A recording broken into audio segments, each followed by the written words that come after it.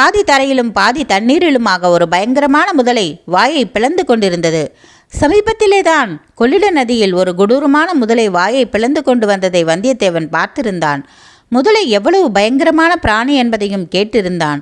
ஆகவே இந்த முதலையை பார்த்ததும் அவன் உள்ளம் கலங்கி உடல் பதறிப்போனான். ஏனெனில் அந்த முதலை பீதி கொண்ட அந்த பெண்களுக்கு வெகு சமீபத்தில் இருந்தது. வாயை பிளந்து கொண்டு கோரமான பற்களை காட்டிக்கொண்டு பயங்கர வடிவத்துடன் இருந்தது. முதலை இன்னும் ஒரு பாய்ச்சல் பாய வேண்டியதுதான். அந்த பெண்களின் கதி அதோகதியாகிவிடும்.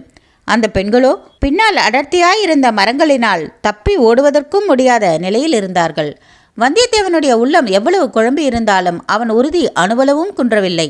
தான் செய்ய வேண்டியது என்னவென்பதை பற்றியும் அவன் ஒரு கணத்துக்கு மேல் சிந்திக்கவில்லை. கையில் இருந்த வேலை குறிப்பார்த்து ஒரே வீச்சாக வீசி எறிந்தான்.